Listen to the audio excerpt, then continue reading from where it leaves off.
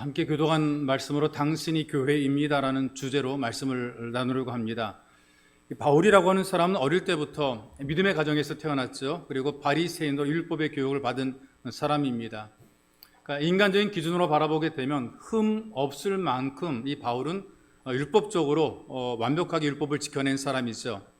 그렇기 때문에 예수 믿는 사람을 이단으로 여기고 핍박하는 데 앞장을 서게 됩니다. 그리고 누구보다 스데반이 순교할 때에 그 현장을 지휘를 했었고, 그리고 다른 사람보다 더 큰 열심을 갖고 있던 사람이죠. 그런데 거듭나지는 못했던 것 같아요. 이걸 제가 말씀드리는 이유는 다른 것이 아니라 바울처럼 거듭나지 않았음에도 불구하고 누구든지 종교적인 열심은 가질 수 있다는 것입니다. 교회에서 열심히 봉사도 할 수 있고요. 그리고 열심히 믿음 있는 것처럼 보일 수 있다는 말이죠. 그런데 그럼에도 불구하고 종교적인 열심으로 신앙생활을 하는 것이지 완전한 믿음이 아니라는 것입니다. 왜냐하면 봉사를 통해 뭔가 보상을 생각을 하는 거죠. 내가 열심히 하게 되면 뭔가 내게 옳은 것이 있을 거야 라는 거래를 하고 있는 것입니다. 하나님 앞에서 은혜에 대한 감사로 헌신하고 충성하고 봉사하는 것이 아니라 내가 이렇게 함으로 얻을 것이 있다라는 생각을 늘 머릿속에 염두에 두고 있는 것입니다. 다른 표현으로 말하게 되면 우상 숭배적인 사고를 가지고 있는 것이죠. 그리고 이런 분들이 열심히 내는 이유는 어떤 것이냐? 내 꿈을 이루기 위한 것이고 내가 원하는 것을 얻기 위한 것이고, 그래서 하나님을 나를 위해서 이용을 하게 됩니다. 신앙생활도 결국은 나를 위해서 이용을 하게 되는 거죠. 그런데 거듭나니까 달라지게 돼요. 하나님의 은혜를 알게 되니까 사람이 달라지게 돼요. 바울이 예수를 만나게 되지 않습니까? 다메섹에서 예수를 만난 이후로 그 전과 후가 완벽하게 달라지게 돼요. 삶의 목적이 달라지게 됩니다. 로마서에 보게 되니까 이런 바울의 마음이 있거든요. 로마서 14장에 보니까 이렇게 얘기를 합니다. 우리가 살아도 주를 위하여 살고 죽어도 주를 위하여 죽나니 그러므로 사나 죽으나 우리가 주의 것이라. 이런 생각 안 하고 살았습니다. 살아도 주를 위해서 죽어도 주를 위해서 아닙니다. 살아도 나를 위해서 죽어도 나를 위해서. 어떻게 주를 위해서가 될 수가 있어요? 나를 위해서지. 내가 왜 예수 믿는데, 내가 왜 봉사하는데, 내가 왜 충성하는데, 나를 위해서지. 그런데 그것이 아니라 바울은 주를 위해서 사나 죽으나 주의 것이라고 바뀌어준 거죠. 이게 신앙 고백입니다. 예수를 만나고 예수를 체험한 이후에 거듭나게 되니까 목적이 달라지게 되는 거죠. 감리교단을 창설한 사람이 요한 웨슬레예요. 선결교회도 신앙의 뿌리를 두고 있고요. 이분 이렇게 뜨거운 부흥사입니다. 이분이 남긴 유명한 말이 있어요. 나는 내가 회심을 하고 중생을 처음하기 전에도 선교사였다. 이분이 선교사로 갔을 때에 회심하고 중생하기 전에도 선교사가 됐다는 얘기예요. 나는 예수를 열심히 믿었고 교회의 모든 일에 충성했다. 그러나 그 당시에는 아들의 믿음이 아니었고 종의 믿음이었다, 이렇게 얘기를 해요. 종의 믿음은 억지로 하는 것이다. 그런데 아들의 믿음은 기쁨으로 자원해하는 것이다. 이게 큰 은혜고 축복이다라고 얘기를 하는 거죠. 선교사가 되고 목사가 되고 직분자가 되었어도 거듭나지 못하고도 가능하다는 얘기예요. 예수님의 은혜를 체험하지 못하고도 직분 받고 다 할 수 있다는 얘기예요. 그런데 거듭나게 되니까 달라지더란 얘기죠. 억지로 하는 것이 아니라 이게 기쁨이 되고 감사가 되고 감격이 되는 거예요. 우리 일할 때 왜 나만 이런 생각이 들 때가 있죠. 우리 나는 이만큼 했다는 생각이 들 때가 있는데 그게 감사한 거예요. 내가 일할 수 있는 것이 감사하고 내가 섬길 수 있는 것이 감사하고 모든 게 다 감사로 다가오는 거죠. 여러분, 유럽이라고 하는 그 지역, 그 나라들 보게 되면 로마 때부터 바울의 전도를 통해서 복음화가 일찍이 이루어졌잖아요. 대부분의 사람들이 태어날 때부터 교회와 연관되어서 자기는 기독교인이라 그래요. 너 종교 뭐야? 나는 크리스찬입니다. 이렇게 얘기를 한단 말이죠. 종교란에 기독교라고 기록해 놓는단 말이에요. 그러니까 어릴 때부터 태어날 때부터 그들은 유아 세례를 받습니다. 뭐 결혼할 때도 교회에서 결혼하기도 하고요. 죽어 장례 치를 때도 목회자가 가서 장례도 인도하고 그런단 말이죠. 근데 중요한 사실은 그럼에도 불구하고 그 속에서 자기가 예수 믿는다고 말하지만 그러나 진짜 믿는 믿음이 아니기 때문에 문화만, 기독교 문화만 가지고 살아가는 거예요. 하나님 말씀을 믿지 못했어요. 그러니까 성경이 하나님 말씀으로 받아들여지는 것이 아니라 성경 속에는 하나님 말씀도 있다, 이렇게 얘기를 하는 거예요. 예수의 부활도 믿지 않았습니다. 하나님이 천지 만물을 창조했다는 것도 그것도 별로 이렇게 믿어지지 않는 거죠.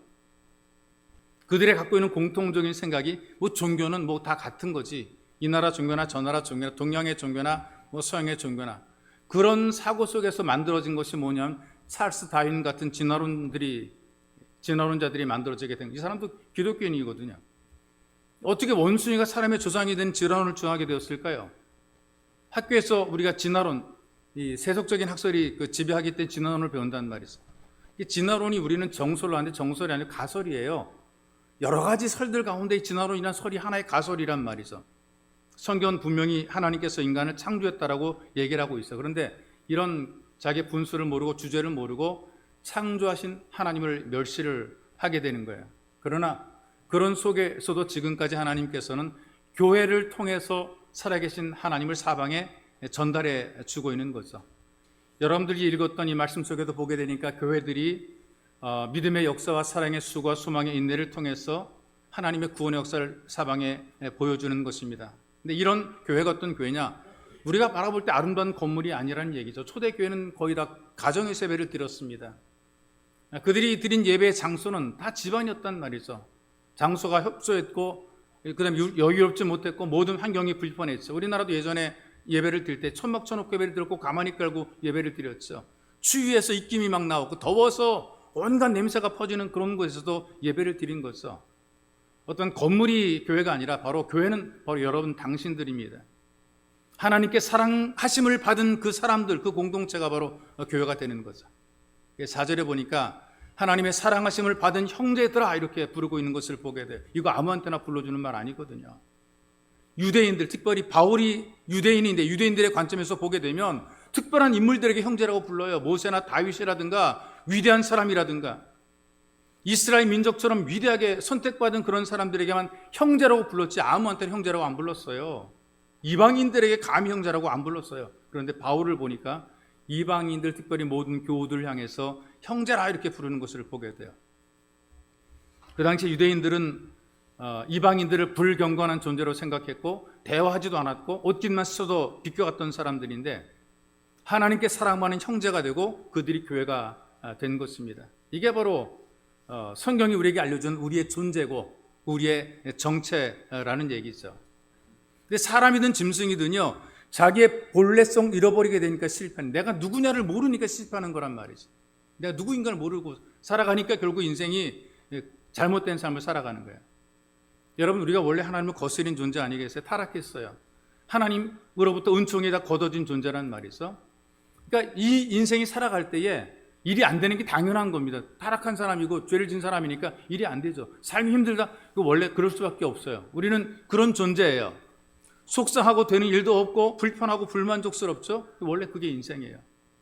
이 타락한 세상에서 뭘 더 바라십니까? 타락한 이 생을 살아가면서 어떻게 더 잘 되기를 바라십니까? 원래 이런 모습을 가지고 살아가는 거란 말이죠. 이게 누가 만든 게 아니라 사람들이 만들었어요. 스스로 타락해서 낙원을 잃어버려 신락원 했단 말이죠. 이게 그냥 버려져도 이렇게 살다가 죽어도 할 말이 없어요. 원래 그러니까요. 그런데 이런 인생들에게 하나님께서 사랑을 베풀어 주신 것 아니겠어요? 교회를 이루도록 우리를 불러줬잖아요. 그러니까 우리가 이것저것 딴 거 자꾸 막 생각하지 마. 왜 나는 복도 없고 나는 지질이 복도 없고 이런 거 생각하지 마시고요. 이 땅에 살아갈 때에 나를 예수 믿는 사람으로 불러준 것 이것 하나만 가지고도 여러분들은 죽을 때까지 감사해야 되는 거예요. 죽을 때까지. 다른 게 아니고요. 가난하게 살아도 병들고 살아도 일이 되는 일이 하나도 없고 힘들고 어려워도 나를 하나님의 자녀로 불러준 이 한 가지만으로 우리는 평생도록 감사하며 살아도 우리는 이게 놀라운 감사가 되는 거죠. 아무나 이렇게 부름받는 게 아니기 때문에 그래요.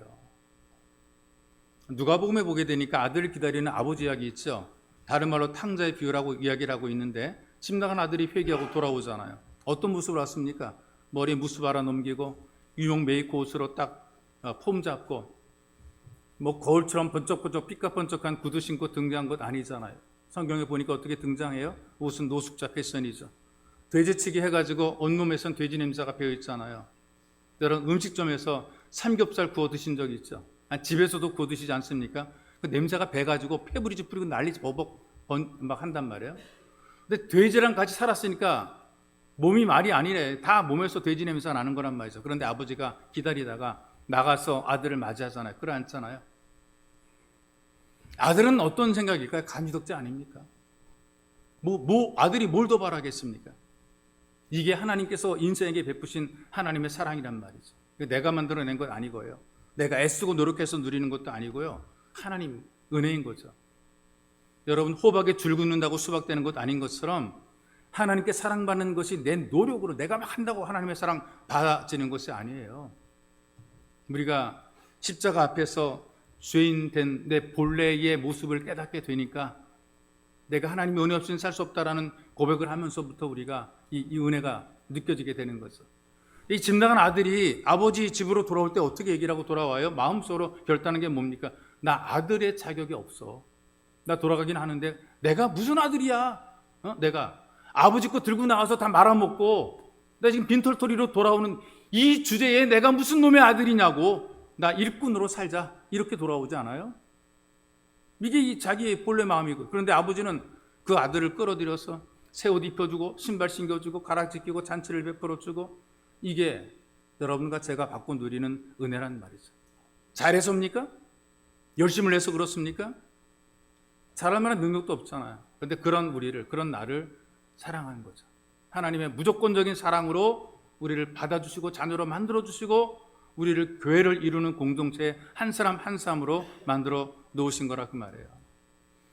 자, 우리는 애초부터 불경건한 존재, 내 노력으로 열심으로 내 힘으로 열심히 하려고 그랬는데 이게 안 되는 거예요. 할 수 있는 능력이 안 되는 거예요. 그런데 내 열심과 내 능력과 내 힘이 별것 아닌 것을 깨닫게 되고 무엇이 나타나게 되는가?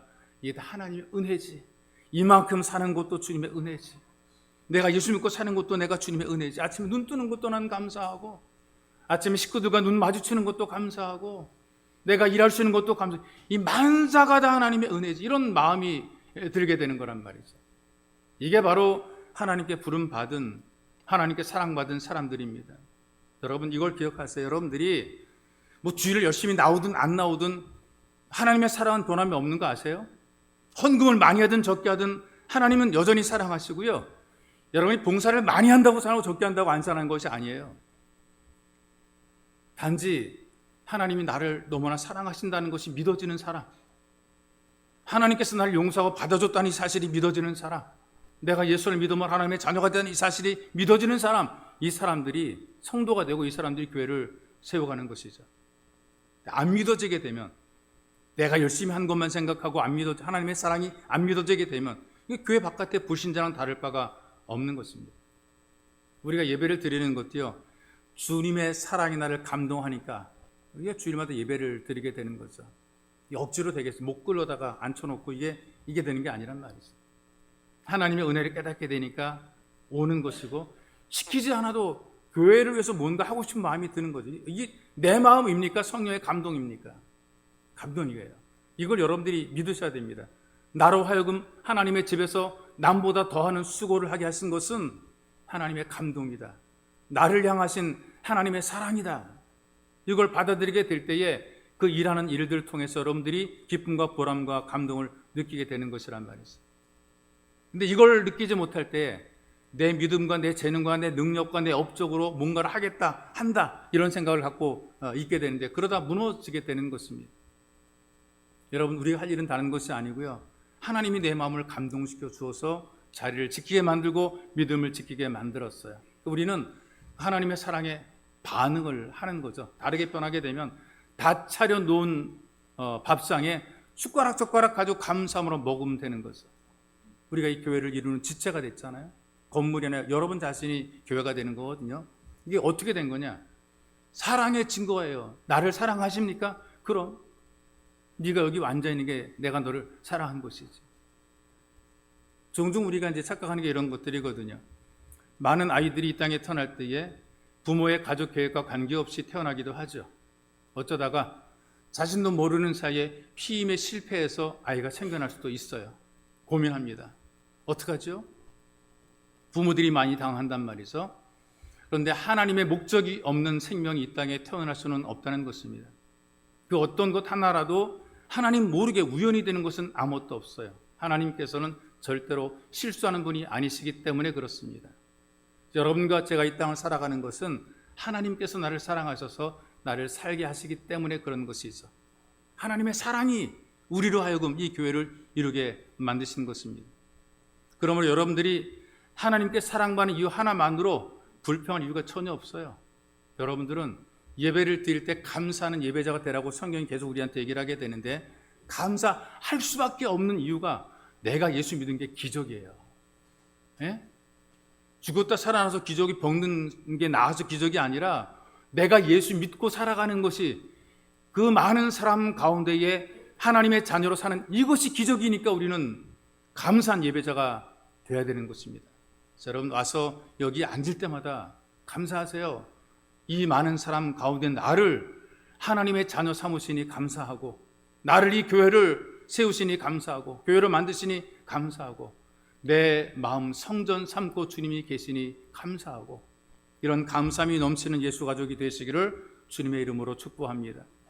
그리고 택하심을 받은, 다시 말하면 불러낸 사람들이 모여서 이 교회를 이루었어요. 여러분과 제가 하나님의 부르심에 응답해서 이 교회가 만들어지게 된 거죠. 우리 이렇게 생각하잖아요. 내가 선택을 한 것, 내가 이 교회를 선택을 했고, 내가 예수 믿기로 작정했고. 여러분 초반에는 그렇게 생각해요.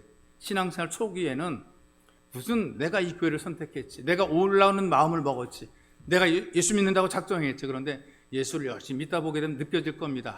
이게 내가 참 주님의 은혜 없이는 어떻게 예수 믿게 되었을까. 처음에는 이렇게 생각하죠. 하나님을 내가 위해서 사는 것처럼, 자기가 뭔가 하나님을 도우면서 사는 것처럼 그렇게 생각하는데 그게 아니거든요. 하나님이 우리를 써주시는 거예요. 여러분, 우리 없다고 하나님을 안 되니 다 되는데 써주시는, 그게 얼마나 고맙습니까? 우리를 불러주시고 일도 맡겨주시고 써주시니 얼마나 고맙고 감사합니까? 써주시는 하나님에 의해서 이 교회 공동체가 만들어지게 되는 것이거든요. 그런데 사람들에 의해서 만들어지고 사람들에 의해서 움직여지는 것은 회사나 공장이잖아요. 이익을 따라 움직이니까요. 수익을 만들어내는 개 모임이라든가 회비를 내고 취미생활을 하는 것, 동호회, 이거 사람들이 다 하는 거란 말이죠.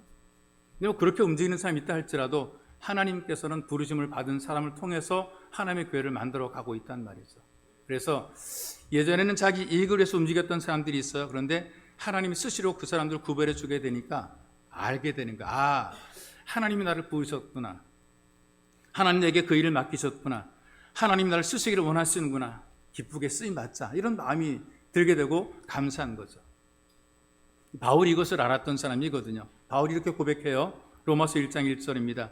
예수 그리스도의 종 바울은 사도로 부르심을 받아 하나님의 복음을 위하여 택정함을 입었으니, 선택되었다 그 말이거든요. 하나님의 선택에 의해서 자기는 사도가 되었다 이렇게 얘기를 하고 있어요. 그 후로부터 어떻게 살았느냐? 복음 전하는 그 일에 목숨을 걸고 열심히 최선을 다한단 말이죠. 바꿔가지고요. 아마 바울이 이런 마음으로 장사했으면, 사업했으면 엄청 돈 벌어서 재벌이 됐을 거란 말이죠. 이 나라 저 나라 막 방문하잖아요. 기회가 있을 때마다 만나는 사람마다 자기를 소개하고 내가 판매하는 물건들을 소개했다면 이 바울은 아마 부자가 됐을 거예요. 바울은 하나님께 선택받은 사람으로서 나는 예수를 전하고 예수를 이야기하고 이거를 기쁘게 여기고 이걸 감사했다라고 고백을 하는 거죠. 하나님께서 모세를 부르신 적이 있잖아요. 나이가 80이 되었을 때 모세를 부르셨어요. 이 장수한 나이죠. 근데 모세는 자기가 나이가 많아서 할 수 없다고 얘기를 해요. 나이 많아 못합니다 얘기를 한단 말이죠. 여기에는 이런 내용이 있어요. 자기를 쓰시는 하나님께서 일하시는 것이 아니라 내가 일한다는 것으로 생각하죠. 80 먹은 내가 뭔 일 하겠습니까? 지가 일하겠다는 것도 아니겠어요? 근데 하나님께서는 아니야. 네가 80이든 120이든 내가 너를 쓰는 거야. 이게 이제 하나님께서 부르시는 거. 우리를 부르실 때 우리를 그렇게 부르시는 거예요. 주님이 쓰시고자 우리를 부르셨어요. 일을 맡기셨습니까? 주님께서 우리한테 일을 맡겨놓으신 거란 말이죠. 힘 있다고 건강하다고 돈 많다고 주님이 쓰시는 것 아니란 말이죠. 또 없다고 안 쓰시는 것도 아니에요. 힘 없고 돈 없고 부족한 사람도 하나님께서 쓰시는 거란 말이죠. 착각하면 안 됩니다. 내가 주님의 일을 하는 것이 아니라 주님이 나를 써주시는 거란 말이에요. 써주시는 거예요. 우리 입장에서는 어떻습니까? 고맙죠. 감사한 일이죠. 써주시니까. 이것이 바로 부름받은 성도들의 태도고 자세가 되는 거예요. 이런 마음으로 우리가 살 때에 우리가 하나님의 은혜를 누리는 삶을 살게 되는 것이란 말이죠. 성경에 보니까 이런 선택에 대한 이야기들이 많죠. 하나님께서 이렇게 얘기를 합니다. 너희가 나를 선택한 것이 아니라 내가 너희를 선택했다, 이렇게 얘기를 하고 있어요. 이것 때문에 굉장히 혼란이 많은데요. 이렇게 생각하면 됩니다. 하나님께서 우리를 부르셨다. 성경에서 말씀하시는 것이 그렇게 말씀하니까 이게 받아들이면 되는 거예요. 왜 누구를 선택하고 누구는 선택 안 했으니까 이런 생각하지 마시고요. 하나님께서 선택하셨다. 누구를? 나를. 이걸 우리가 믿고 받아들이면 되는 거란 말이에요. 왜냐하면 많이 기록이 되어 있으니까. 성경에 보니까 하나님께서 아브라함도 부르셨다. 이스라엘 선택받은 백성이 되게 하셨다. 그리고 그 민족을 하나님께 제사장의 나라로 거룩한 백성으로 삼으셨다. 이게 하나님의 일이란 말이죠. 하나님께서 원하셔서 이 일을 하는 거란 말이에요. 이걸 어떻게 설명하느냐? 왜 나를 선택했을까? 내가 좀 잘나는 게 재능이 있나? 내가 뭐 좀 능력이 있나? 내가 뭐 돈이 많은가? 내가 그래 좀 유능하니까 나를 부르시지 않았나? 이거 아니란 얘기예요. 이 이스라엘 사람들이 자기들은 하나님 백성이라고 자부심, 목에다 힘을 주고 있을 그때에 하나님께서 신명기 7장 6절에서 이렇게 말씀하십니다. 네 하나님 여호와께서 지상 만민 중에서 너를 자기 기업의 백성으로 택하셨나니, 부르셨단 말이죠. 여호와께서 너희를 기뻐하시고 너희를 택하심은 너희가 다른 민족보다 수요가 많기 때문이 아니니라. 숫자가 많고 능력이 있기 때문이 아니라는 것은, 너희는 오히려 모든 민족 중에 가장 적으니라. 그런데 다만 여호와께서 너희를 사랑하심으로 말미암아, 또는 너희 조상들에게 하신 맹세를 지키려 하심으로 말미암아, 두 가지를 얘기를 해요. 사랑하시기 때문에 불렀다. 또 하나는 약속을 지키려고 불렀다. 그 권능의 손으로 인도하여 내시고 종되었던 애굽 왕 바로의 손에서 속량하셨으니, 그런즉 너희는 알라. 여호와는 오직 내 하나님 여호와는 하나님이시요 신실하신 하나님이시라. 내가 잘해서? 아니란 얘기죠. 내가 유능해서? 그것도 아니란 얘기죠. 어떻게? 하나님이 사랑하시니까. 여러분과 제가 예수 믿게 된 것은 다른 거 아무것도 없고 하나님께서 우리를 사랑하신 거예요. 이게 아멘으로 받아들여지게 되면 이것이 우리의 믿음이 되는 것이란 말이죠. 그래서 성경에 보니까 하나님께서 우리를 사랑하셨기 때문에 우리를 택하셨다. 사랑받을 만한 인물이 되어서가 아니란 말이죠. 하나님께서 우리를 사랑하셨기 때문에 그 사랑으로 우리가 선택함을 받게 된 것이고, 이 선택함을 깨달은 자가 감사하는 예배자가 되는 것입니다. 이게 진짜 참된 예배자가 되는 거죠. 이걸 알고 있을 때, 이걸 믿게 될 때, 깨닫게 될 때 예배가 진짜 예배가 되는 것입니다. 그래서 바울과 실라가 그리고 또 디모데가 데살로니가 교회 성도들 향해서 하나님의 사랑하심을 받고 선택된 사실을 우리가 다 안다라고 선포하고 있어요. 안다. 증거가 있는 거예요. 바울이 복음 전하는 것을 받고 믿고 순종하는 것을 보게 되니까 니네들이 선택된 사람들이다. 선택되지 않으면 아무리 천사가 내려와서 말해도 안 믿고 안 받아들이는 거예요. 그런데 바울이 전한 예수 그리스도의 복음을 받아들인 것을 보니까 하나님께 사랑받은 사람들이 맞다. 바울이 전한 메시지에 반응해서 순종하는 것을 보니까 하나님께 사랑받는 사람들이 맞다. 그러더니 너희들이 하는 모습을 보니까 뭐 믿음의 역사와 사랑의 수가 소망의 인내가 나타나는 것을 보니까 이거 맞구나. 나는 택함 받았는가? 택함 받지 못했는가? 이거 고민 많이 할 필요 없습니다. 하나님이 우리를 선택하셨거든요. 내가 하나님을 믿는 것이 아니라 하나님께서 나를 택하셔서 믿게 하신 것입니다. 하나님께서 하나님의 이름과 영광을 위해서 나를 쓰시기를 원하시는 거예요. 그래서 나를 택하신 거란 말이죠. 그래서 우리로 하여금 이 땅에 살면서 하나님의 자녀로 예배제의 도리를 다하도록 만들어 놓으신 거예요. 여러분 다시 한번 기억하기 바랍니다. 예수 그리스도의 지체로서 여러분들은 사랑하심을 받은 사람들입니다. 그 증거가 뭐냐? 말씀을 듣고 믿으니까요. 택하심을 받은 사람들입니다. 그럼 그 증거가 뭐냐? 부르심 받아서 교회를 이루고 있기 때문에 그렇습니다. 그래서 여러분들은 이렇게 하나님께 사랑하심을 받고 택하심을 받은 교회로서 합당한 삶을 살아가시기를 주님의 이름으로 축복합니다. 살아계신 아버지 감사합니다. 얼마나 고맙고 감사한지. 자격이 있는 것도 아니고 능력이 있는 것도 아니고 배경이 있는 것도 아닌데 하나님이 우리를 사랑하셔서 나를 사랑하셔서 나를 부르시고 예수 가족이 되게 하시고 예수 믿게 하시니 너무나 고맙고 감사합니다. 주님, 남보다 능력이 많고 대단한 것도 아닌데 일 맡겨주시고 직분도 주시고 써주시니 너무나 고맙고 감사합니다. 내가 아니라도 얼마든지 하나님의 일을 감당할 수 있는데 내가 하나님의 일을 하게 하시고 내가 예배자가 되게 하시고 내가 이 자리를 지킬 수 있도록 도우시니 너무나 고맙고 감사합니다. 하나님, 우리가 주님의 은혜로 살기에 너무나 감사합니다. 우리가 눈을 뜨며 서로 얼굴을 마주보는 것, 우리가 아침을 먹을 수 있는 것, 우리가 움직일 수 있는 것, 이 하루를 맞이하며 살아가는 모든 것, 하나님의 은혜이니 너무나 고맙고 감사합니다. 우리에게 능력을 줘서 일하게 하시니 감사하고 우리로 하여금 하나님의 백성으로 살아갈 수 있도록 인도하시니 아버지 그저 너무나 고맙고 감사할 뿐입니다. 이 감사 감격을 가슴속에 담고 나를 부르신 하나님, 나를 선택하신 하나님, 그래서 끝까지 나를 사랑하시는 그 하나님 앞에 믿음을 지켜내는 예수 가족이 되도록, 그리고 주님 원하시는 삶 현장 삶의 자리에서 내 기꺼이 쓰임받으리라, 주님이 원하시는 삶의 자리에서 내 기꺼이 내 소명을 감당하리라, 이 믿음으로 결단하는 우리가 될 수 있도록 주님께서 복의 복을 덧입혀 주옵소서. 보배로우신 예수님의 이름으로 기도하옵나이다. 아멘.